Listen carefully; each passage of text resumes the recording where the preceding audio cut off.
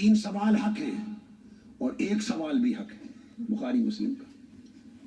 تطبیق یہ ہے 2 میں سے جو چاہیں اپنا لیں. آپ کو آپشن دیتا ہوں, میرا کوئی جھگڑا نہیں. میں چاہتا ہوں کہ تطبیق پوری امت کی ہو جائے, نقطے پر اکٹھے ہو جائیں, جھگڑے ختم ہو, تفرقہ ختم ہو, امت وحدت پہ آ جائے. مگر وحدت کی کوئی بنیاد بھی تو ہو. وہ بنیاد عظمت مصطفیٰ, مقام مصطفیٰ. اچھا, تطبیق کی طرف آ رہا ہوں, اور تطبیق وہ دیتا ہوں جو پھر آگے حدیث سے مل جائے گی.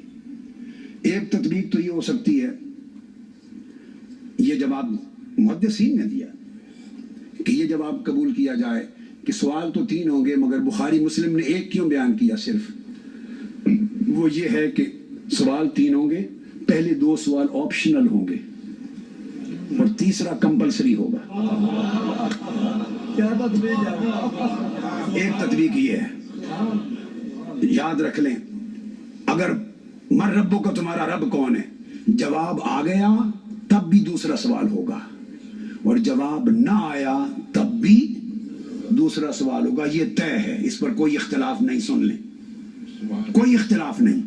جواب نہ آیا تو مسئلہ نہیں کہ اب کام تمام, اس کو پہلے ہی جواب نہیں آیا لہذا فرشتوں کو اٹھاؤ, گرز مارو, اس کو عذاب دو. نہیں, اگر نہیں آیا کہ میرا رب کون ہے اس کو دوسرے سوال کا موقع دیا جائے گا. دوسرے سوال تیرا دین کیا ہے, جواب آ گیا تب بھی, نہ آیا تب بھی. اگر نہیں آیا جواب تب بھی فیصلہ نہیں ہوگا عذاب و ثواب کا, پھر اگلے سوال کا موقع دیا جائے گا.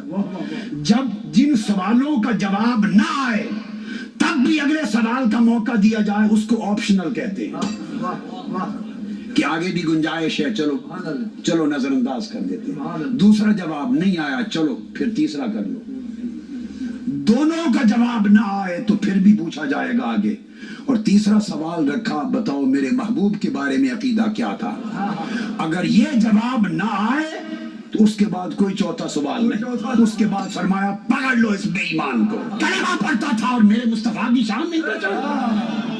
کوڑے مارو, گرز مارو, کھڑکی کھل جائے گی اور اس کا ٹھکانہ قبر کو جہنم بنا دیا جائے گا. تو یہ تیسرا فائنل کمپلسری سوال ہے کہ اگر 2 میں کمی رہ گئی پھر بھی چھوڑ دیں گے, اگر محبوب کی پہچان کر لو درگزر کر دیا جائے گا. فائنل ججمنٹ ڈیسیژن تیسرے سوال پر ہوگا, اور اگر پہچان لے تو اسی وقت قبر کھل جائے گی, جنت بن جائے گی. اور اللہ پاک ادھر جنت دکھائے گا, ادھر دوزخ. یہ بھی حدیث پاک میں فرمایا تمہارا ٹھکانہ یہ ہوتا دوزخ اگر میں ہمارے مصطفیٰ کی شان کو نہ پہچانتے. یہ حضور کی معرفت نے تمہاری دوزخ کے ٹھکانے کو بدل کر جنت بنا دیا ہے. ارے جس کے نام سے دوزخ جنت میں بدل جائے اسی سے کم تعلق رکھنا, اسی کی شان کے ذکر پہ چیبہ جبی ہونا. بھاڑ میں جائیں سب عقیدے, اگر مصطفیٰ کی شان پر عقیدہ صحیح نہیں ہے کوئی شے قبول نہیں. تو ایک تو تطبیق یہ ہے کہ پہلے 2 آپشنل, فائنل فیصلہ تیسرے سوال پر, اور وہ حضور کی شان. ایک تطبیق اور ہے, میری طبیعت اس دوسری تطبیق کی طرف راجی ہے جو اب بتا رہا ہوں. میری طبیعت اس دوسری تطبیق کی طرف مائل ہے اور میں قبول کرتا ہوں جو اب بتا رہا ہوں, اور اس کی سند مجھے حدیث سے ملتی, اس کی سند حدیث سے ملتی ہے. وہ یہ کہ آقا علیہ السلام نے فرمایا جو لفظ وَأَمَّا فِتْنَةُ الْقَبْرِ فَبِي تُفْتَنُونَ وَعَنِّي تُسْأَلُونَ, میرے بارے میں سوال ہوگا, میرے بارے میں امتحان ہوگا. ثم يقال فيما كنت, اب وہ جواب یہ ہے جو دوسری تطبیق بتا رہا ہوں, جو پوچھا جائے گا تمہارا رب کون ہے. یہ اس کے مسلمان ہونے کی پہچان کے لیے نہیں. اب میری گفتگو کے ابتدائی حصے کی طرف پلٹ جائیے. جب میں نے کہا تھا مابہل اشتراک کیا ہیں اور عقیدے میں مابہل امتیاز کیا, اس طرف پلٹ جائیے. یہ جو پوچھا جائے گا تمہارا رب کون ہے, یہ پوچھنے کے لیے کہ بالکل دہریہ ہے, کافر مشرک ہے, لات و منات کو پوچھتا ہے, آگ کو, اگنی کو اور سورج کو, چاند ستارہ, کس کو مانتا ہے خدا. تو پہلا سوال یہ تعین کرنے کے لیے ہوگا کہ خدا کو مانتا بھی ہے یا نہیں, تاکہ پتہ چل جائے کہ الہامی مذاہب سے ہے یا غیر الہامی مذاہب سے ہے.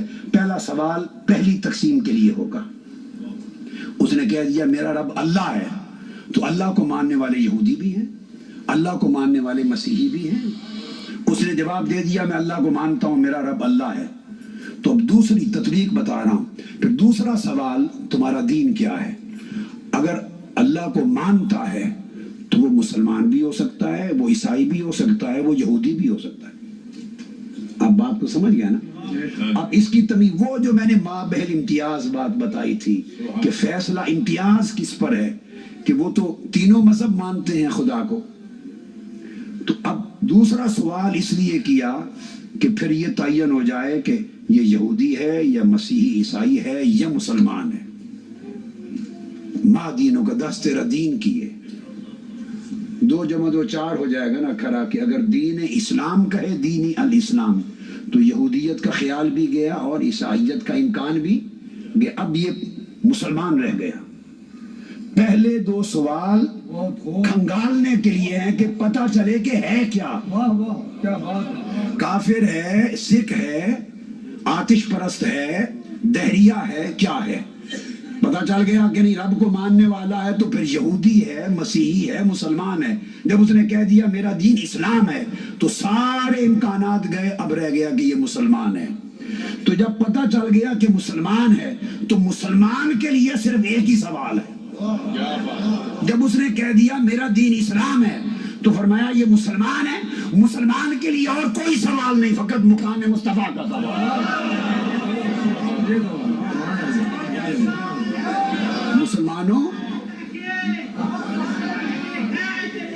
مسلمانوں اگر یہ بتا لیا قبر میں کہ ہمارا رب اللہ ہے، تو یہ جواب تمہیں سکھ، آتش پرست، ہندو، دہریہ وغیرہ سے نجات دے کر یہودی، عیسائی یا مسلمان اس زمرے میں لا کے کھڑا کر دیں گے۔